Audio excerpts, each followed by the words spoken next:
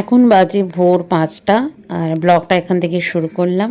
এখন বলতে এটা আমরা মাদুরাইয়ের যে ব্লগ দেখাচ্ছিলাম, তো মাদুরাইয়ের তৃতীয় দিন বলা যেতে পারে, মানে এই দিনই আমরা মাদুরাই থেকে বেরিয়ে আসবো, তার জন্য স্টেশনে চলে এসেছি। আর খুব সকালে হোটেল থেকে বেরিয়েছি ওই ৪টা সাড়ে ৪টার দিকে, অনেকটা ভোরেই উঠেছি। তবে স্টেশনটা, মাদুরাই স্টেশনটা হোটেল থেকে খুবই কাছে ছিল, প্রায় ১ কিলোমিটারের মধ্যেই। আর একটু পরে আসলেও পারতাম, কারণ আমাদের ৬টা সোয়া ৬টায় ট্রেন। তো আমরা আজকে যাব এখান থেকে তিরুচিরাপল্লী, মানে আজকেই রওনা দিচ্ছি কলকাতার উদ্দেশ্যে, কিন্তু এখন যাব তিরুচিরাপল্লী, কারণ আমাদের ট্রেনটা তিরুচিরাপল্লী থেকে ট্রেনটা পাবো। আমাদের ডিরেক্ট ট্রেন ছিল না এখান থেকে, তাই অবস্থা আমরা এখন এখানে এসেছি মাদুরাই স্টেশনে। সকাল সকাল একটু কফি নিয়ে নিয়েছিলাম, কিন্তু কফিটা মোটেই ভালো নয়, মানে একদম জলের মতো, আর খুব মিষ্টি, এত মিষ্টি এত খাই না, তো চায় মিষ্টিটা কমই খাই, তো সেই জন্য ভালো লাগছে না, তবু ওই খেতে হলো। কফিটা কোনো টেস্ট হয় নাই, জল জল।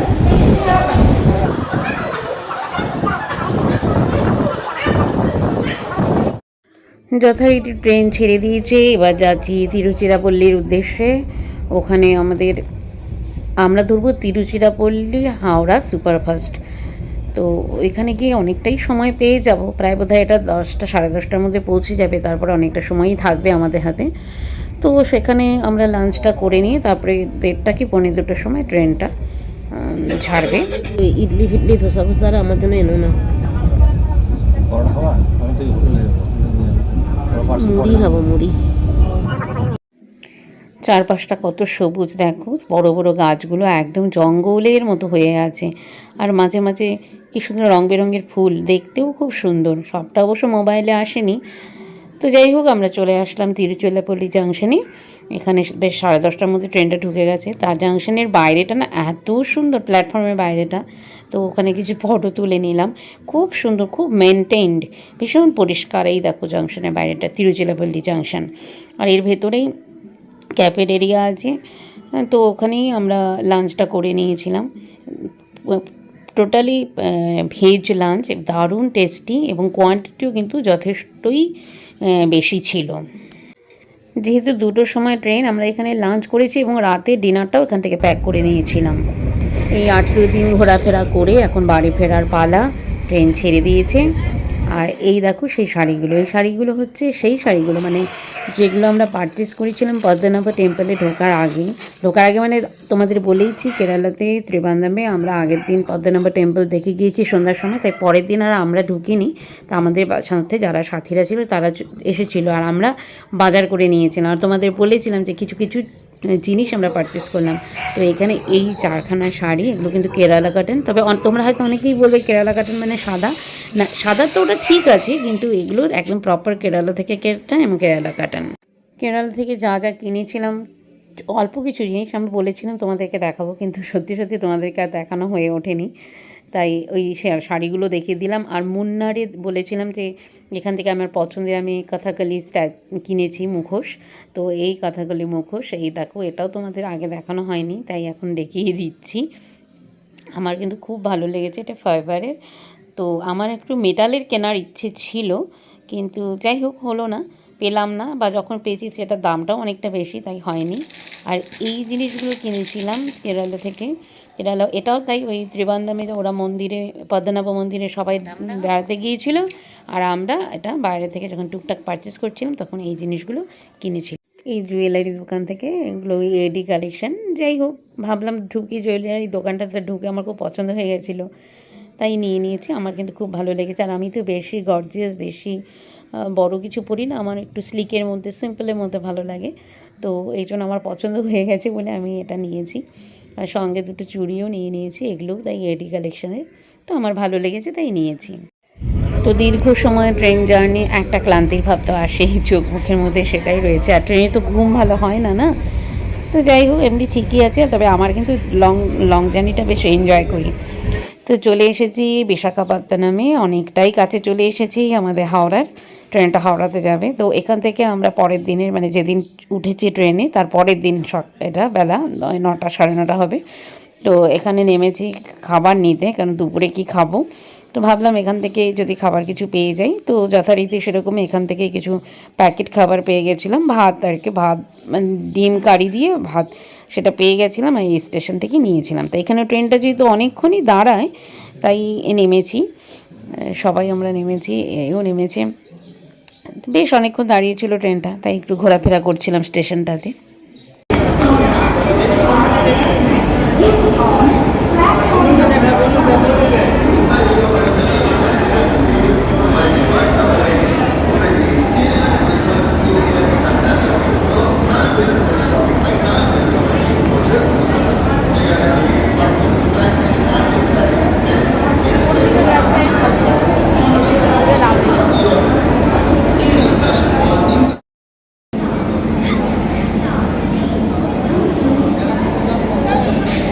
বাবুকে দেখলাম এদিকে যেতে, এদিকে গিয়ে দেখলাম নেই, এদিকে যেতে গেছিলাম বাবুকে।